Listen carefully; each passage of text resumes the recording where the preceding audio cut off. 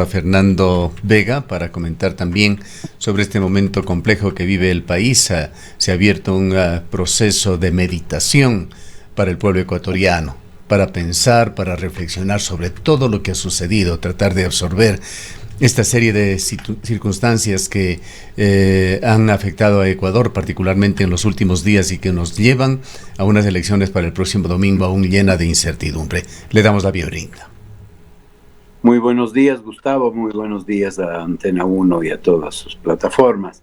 Un gusto saludarles. ¿Cómo viene la situación de esta elección en la cual 8 candidatos se disputan la presidencia de la República en un marco ciertamente de enorme incertidumbre, catalizadas fundamentalmente por el magnicidio de Fernando Villavicencio y la situación de Cristian Zurita, su reemplazo? Bueno, un proceso electoral express con todas las complicaciones que ha tenido, con toda la crisis institucional del país y de la cual no está ajena el Consejo Electoral y todo el ambiente político y partidario del Ecuador, que no existe, pues vamos a tener unas elecciones, como tú lo has dicho, donde la incertidumbre, la perplejidad, pues va a estar presente. A pesar de que intentemos meditar sobre lo que ha ocurrido, cualquier meditación sobre ello nos lleva a una profunda desazón y a una gran incógnita sobre el futuro del país, del próximo gobierno, etcétera, ¿no? Yo quisiera destacar como un elemento realmente que muestra la profunda crisis y levanta sospechas sobre la parcialidad del Consejo Electoral, es el comportamiento frente a la muerte de Villavicencio y a la sustitución del candidato Zurita contemplada por la ley, ¿no? El tema es que apenas muere Villavicencio, se suspenden sus spots, ¿verdad? Y no se le permite al nuevo candidato, no se agilitan los temas para que pueda sustituirlo, ¿no? Luego, para el último día, dicen que van a continuar permitiendo la salida de los spots con la figura de Villavicencio, ¿no? ¿Cómo así? Pues, o sea, ¿por qué no se podía? ¿Por qué se suspende?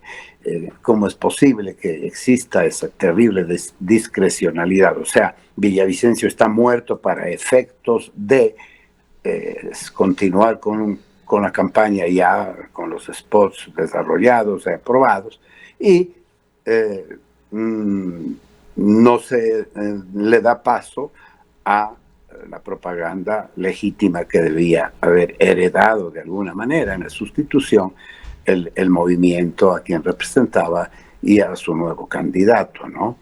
Efectivamente todo el mundo ha criticado esta parsimonia legalista, claramente con una dedicatoria, ¿no? Yo diría que esto ha tenido, alguien le ha llamado a esto, pues un intento no solo de asesinarlo, es decir, ya se ha realizado el asesinato físico, se ha cegado la vida, pero lo que ha hecho el Consejo Electoral de alguna manera puede interpretarse como también intentar la muerte política, ¿no? La muerte de sus ideas, de sus propuestas y de sus proyectos, y de generar bajo el pretexto de que ya en una elección pasada un candidato murió y que fue proclamado después pero ese murió la noche, la víspera misma de las elecciones, y que luego fue sustituido, aprobado y proclamado. Se le endosaron los votos del difunto, ¿no? Entonces a mí me parece que todos sus comportamientos dejan en muy mal predicamento al Consejo Electoral y nos quitan totalmente la confianza, sabiendo además que efectivamente estamos en un mundo donde ya cualquier comportamiento ético, el respeto a las mínimas reglas de humanidad, de ética, de democracia, ¿no?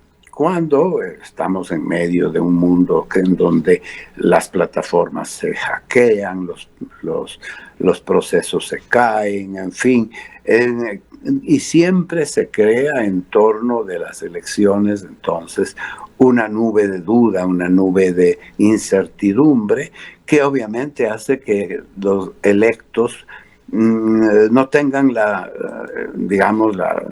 firmeza de un proceso limpio, transparente y de una ganancia legal y legítima, ¿no?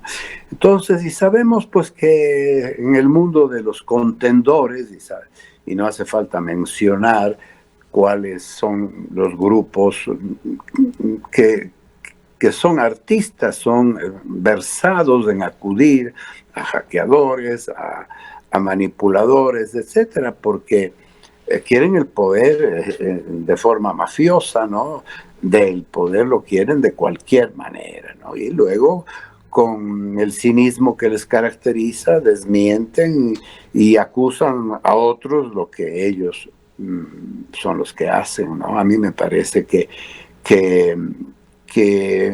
sí, vamos con estos malos sabores de boca a votar, ¿no? Yo realmente no tenía un candidato a quien apostar, porque igual toda la oferta para un año y medio ha sido totalmente demagógica y desproporcionada, ¿no? La calidad de los candidatos se ha ido mostrando sus debilidades y el plegamiento que han hecho simplemente a repetir los grandes problemas que afectan al país y a decir que ellos tienen las soluciones, que ya lo hicieron o que lo van a hacer, ¿no? Pero de cómo, cuándo y con qué plata, qué dinero, no hay nada de eso, ¿no? Zurita, en contraste, ha dicho que jamás escucharán de boca de él un discurso demagógico y además ha insistido en los temas más riesgosos de tratar en el país. Lo hizo ayer ante los corresponsales de prensa extranjeros, anunciando la creación de una unidad antimafia y una mayor lucha contra los delitos financieros y fuertes cambios en las cúpulas militares y policiales en Ecuador.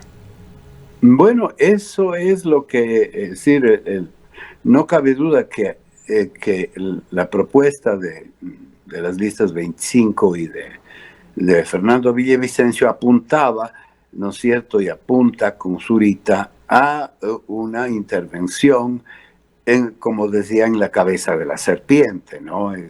Y no solo en los estratos subalternos y menores, donde obviamente no pasa nada, ¿no?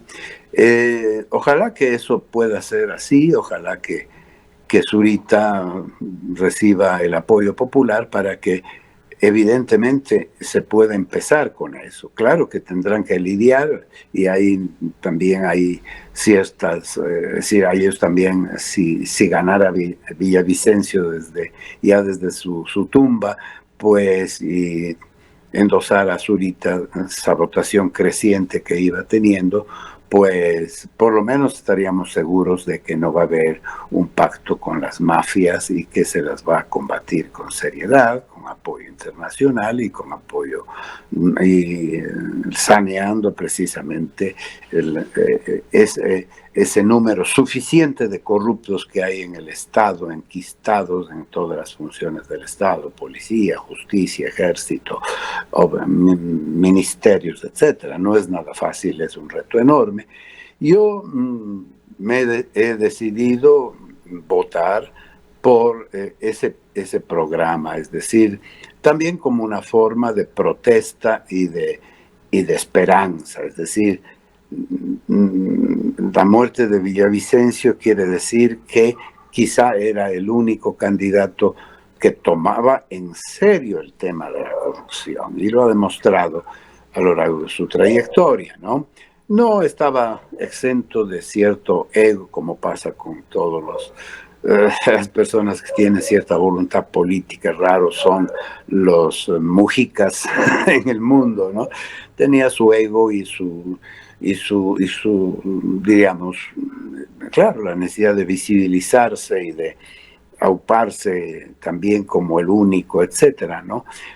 Cosa que también puede haberle jugado en contra, cierta audacia un poco, porque si tú representas una línea que debería ganar, ¿no es cierto?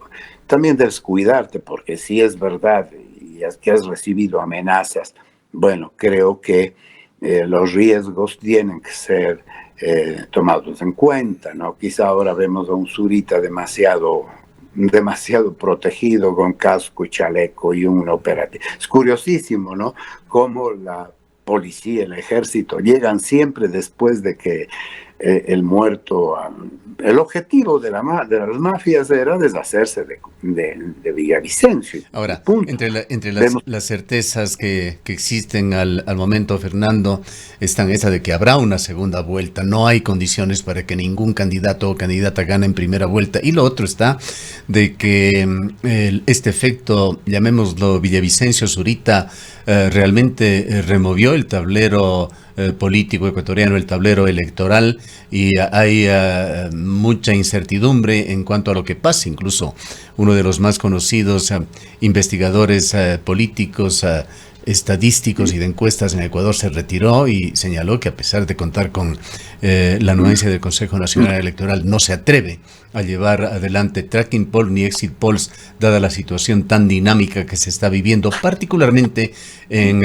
los sectores urbanos del país. Esto se evidencia a través de varias informaciones de fuentes confiables que van surgiendo en estas horas en las que ya no se puede publicar.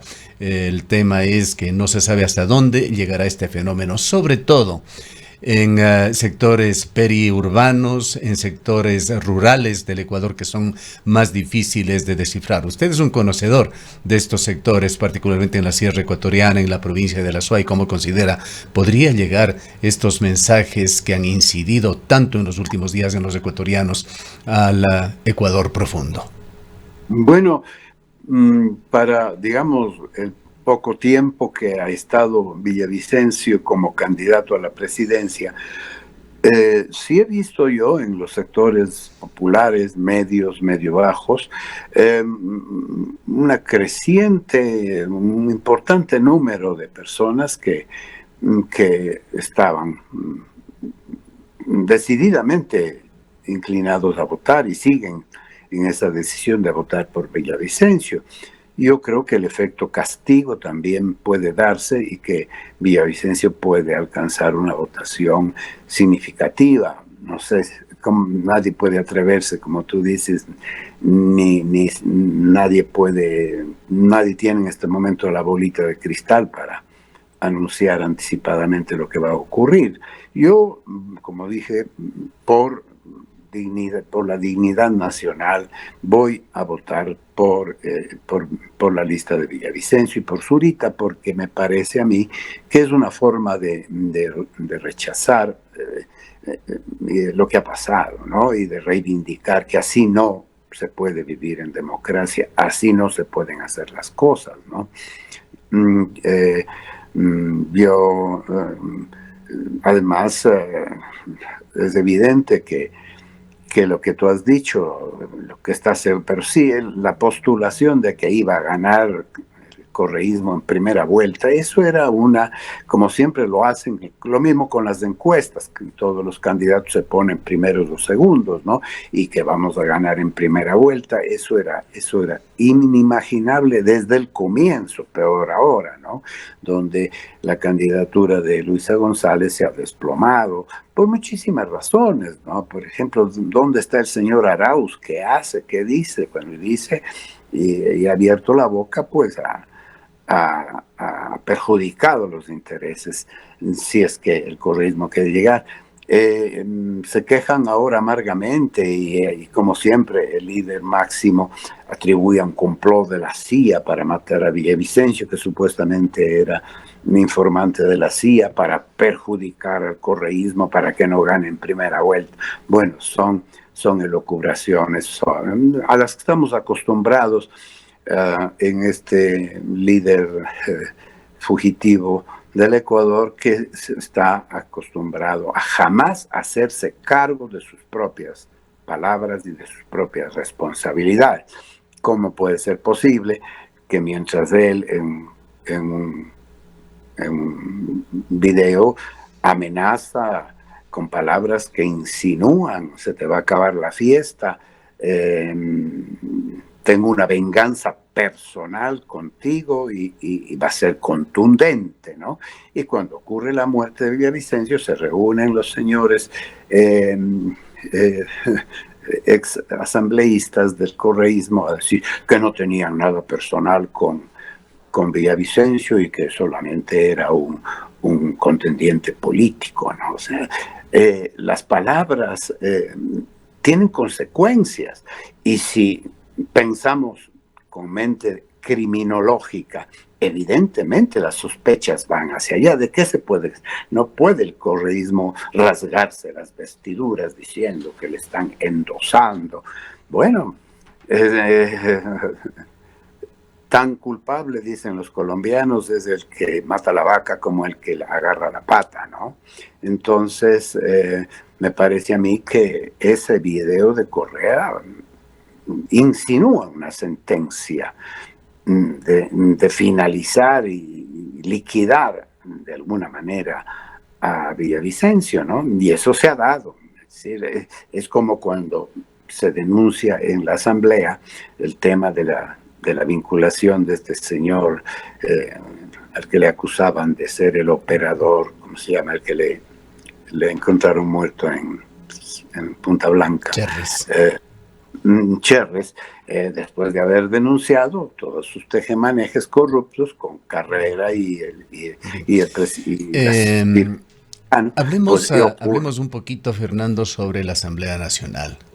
Función del Estado, unos le colocan como la principal, otros como la segunda, en todo caso una importantísima función del Estado, uno de los pilares de un sistema democrático que tuvo un desempeño tan pobre, rayando con lo detestable en la última Asamblea Nacional, que terminó con índices de aceptación que no llegaban al 5%. Nuevamente vamos también a elegir asambleístas. Bueno, es que la Asamblea es la muestra de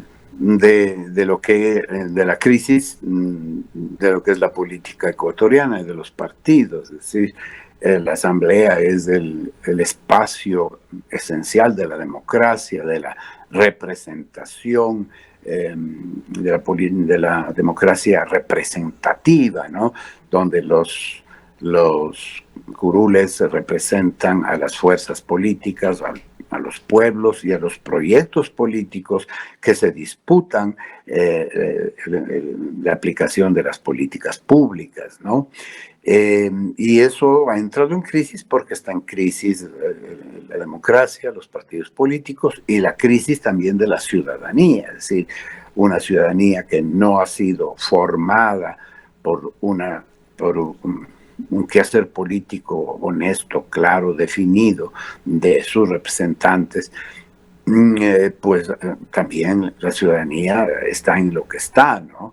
Hay una desmotivación, una desinformación total, un quemimportismo, y entonces, claro, ahí se convierte en un círculo vicioso, ¿no? No hay buenos representantes porque no hay pueblo consciente y organizado, y no hay pueblo organizado y consciente porque los partidos políticos son ya una troncha de arribistas y de oportunistas, de emprendimientos económicos y familiares y de grupos pequeños, ¿no? Entonces, no podemos tener en la próxima asamblea una asamblea mucho mejor que la que ya hemos tenido, es decir, están los mismos candidatos de muchos partidos, algunos nombres nuevos, pero igualmente ligados, ya han crecido un poco a la sombra de las mismas triquiñuelas y de las mismas corruptelas a las que nos han acostumbrado desde hace ya varios años los asambleístas. O sea, ahí es donde realmente me parece a mí que el poder, la función de Estado más deslegitimada, más erosionada es precisamente la asamblea. Luego le sigue, me parece, la justicia. La justicia, igual, sí, los altos dignatarios de la justicia dicen, no todos somos corruptos, digo, pero hay los suficientes corruptos y en los lugares adecuados para que no se haga justicia, ni a unos ni a otros, ¿no? Hemos entrado en un relativismo moral que se traduce también en un relativismo legal, ¿no? Donde los jueces utilizan las leyes de modo muy laxo y muy arbitrario y muy discrecional, es decir, la discrecionalidad sobre la interpretación de las leyes y etcétera, pues se pasan por el fundillo, ¿no? Entonces, me parece a mí que esos son los tres, bueno, no hablemos de los otros dos supuestos funciones del Estado, el Consejo de Participación Ciudadana, que ya debió desaparecer, y el Consejo Electoral, que como vemos es una troncha, es decir, las funciones del Estado se han convertido en tronchas de los partidos que quieren controlar y direccionar hacia dónde van los intereses particulares, digamos, movimentistas y repartidarios, ¿no? Porque es para repartirse, ¿no? Entonces me parece a mí que, y luego con todo el problema económico que tendrá que enfrentar el nuevo gobierno y los efectos del cambio climático, con el fenómeno del Niño, etcétera, realmente nos auguran un periodo difícil. Con todo, pues bueno, hay que, Bien. ojalá, Hay una faceta, un rato vamos a flotar. una faceta final de las elecciones del domingo, que es la consulta popular. Ha pasado a segundo plano realmente por todo lo que ha sucedido con las candidaturas a la presidencia de la República, pero está presente y con toda su importancia estará allí para la decisión de los ecuatorianos. Antes de escucharle, Fernando, quisiéramos refrescar una referencia que hizo a estos temas Fernando Villavicencio el 24 de noviembre de 2020, cuando nos habló desde Molleturo. Entonces era candidato a asambleísta. El audio, por favor. De la explotación minera. Pero estoy radicalmente en contra de que se explote, se prefiera explotar oro, cobre y otras cositas raras, ¿sí?, que se llevan en concentrados de zonas como aquí, como la madre de los ríos. Se tarda un poquito. Aquí se incuba, aquí se hizo el amor y se hizo el agua. Aquí, en Azuay, el agua que recorre la cordillera y va a dar a la mar y va a dar a la Amazonía. Yo acabo de llegar de la provincia del Napo. No sé si se me oye. Una de las cuencas hídricas más ricas de este país. ¿Y sabe lo que han hecho estos? Y digo estos porque ni siquiera merece pronunciarse el nombre. Solo un demente. Hasta aquí las declaraciones de Fernando Villavicencio. Estábamos escuchándole a él, Fernando Vega. Le dejamos con la palabra más de esta posición que mantenía Villavicencio y que es parte de su plan de gobierno, pues escogió a una medioambientalista, la candidata González para la vicepresidencia de la República. Andrea González también en recientes declaraciones ha confirmado que de llegar ellos al poder respetarán y harán que se respete la consulta de Cuenca. Vamos con su opinión sobre lo que se juega también este domingo en materia de medio ambiente. Bueno, el tema también es muy complicado, sobre todo por lo que puede pasar, en qué condiciones van a quedar, es decir, con o sin el petróleo, los pueblos de la Amazonía, de esa zona especialmente, ¿no? Pero, bueno, Milagros Aguirre ha escrito un reportaje muy preocupante, tanto si gana el sí como el no. Desde las perspectivas que se ven en las encuestas, evidentemente el sí va a ganar en ambas consultas, no tanto en el Yasuní, siempre la tendencia, es muy importante analizar las tendencias. En el Yasuní, la tendencia del sí nunca se ha cruzado con la del no, siempre el sí ha estado por encima del no por 10 puntos o más, ¿no? Y esa tendencia ya es paralela, por lo tanto siempre habrá una diferencia entre el sí y el no. Lo mismo pasa en Quito, por más que todos los nulos y todos los blancos o los indecisos decidieran votar no, igual ya está decidido con más del 50% la exclusión de la minería en el Chocó andino, ¿no? No sé en qué niveles se dé lugar esa prohibición, porque hay 4 preguntas al respecto, 5. Yo creo que igual, ¿no? Esta consulta, a más de los problemas de tipo económico, operacional, prácticos que van a obligar o a desobligar, pues tiene un alto contenido simbólico, ¿no? La ganancia de la mentalidad de no continuar con el extractivismo. No le voy a decir anti-extractivista, porque algún extractivismo siempre va a haber. El ser humano necesita, pero no se puede poner esas necesidades del ser humano para ser ejecutadas de manera irracional, obtener la satisfacción de esas necesidades de manera irracional, ¿no? Si tú cuelgas de una cuerda de la que dependes, es absurdo cortar esa cuerda. Y la naturaleza, el respeto a la naturaleza, es esa cuerda que estamos cortando para caer en el vacío de una extinción que va a ir más allá de la extinción de las especies, sino un grave golpe a la existencia humana misma. Entonces me parece que tiene un alto valor simbólico que quizá obligue a los políticos y empresarios, a los empresarios a desanimarse, que no es por ahí donde tiene que ir la inversión extranjera ni la inversión nacional, ¿no?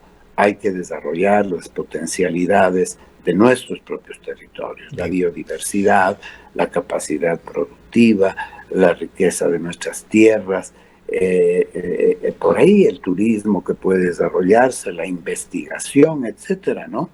Vemos cómo poco a poco hay una multitud de proyectos muy exitosos que trabajan, por ejemplo, con la producción de frutas, de varios productos agrícolas que nuestro Ecuador tiene tan diferenciados por sus zonas, alturas, el tiempo, climas, lamentablemente, etcétera. se nos ha agotado, Fernando. No están de más unas poquísimas palabras. Agradeceríamos sobre cómo tomar los ecuatorianos estas horas de reflexión hasta el domingo. Bueno, la única reflexión es queremos que realmente este Ecuador se pare, se ponga de pie y empiece a funcionar como un Estado. Nosotros somos responsables. El señor Dajic decía que todos somos responsables de la muerte de Villavicencio. Yo creo que no se puede dividir la culpa entre los 17 millones para que nos toque a cada uno un poquito de culpa. Creo que sí somos culpables los ciudadanos, porque elegimos a nuestros verdugos y elegimos precisamente a aquellos que se llevan el país en peso. Bien. Muchísimas gracias, Fernando, por habernos acompañado. Merece nuestra confianza. Fernando Vega es activista, es miembro del Cabildo por el Agua, entre otras organizaciones ciudadanas, y nos ha hablado desde su punto de vista sobre estas elecciones que tendrán un punto muy importante, un hito que podría marcarse este próximo domingo. Son las 8:56. Invertir es pensar en tu futuro y el de tu familia. Y en Banco del Austro queremos ser parte de tu crecimiento. Invierte hoy desde nuestros canales digitales con una tasa de hasta el 8.5% anual. Sí, como escuchaste, hasta el 8.5% anual. Hazlo fácil desde tu computadora en Banca Virtual. O descargando Austro Digital en tu celular. El momento de invertir es ahora.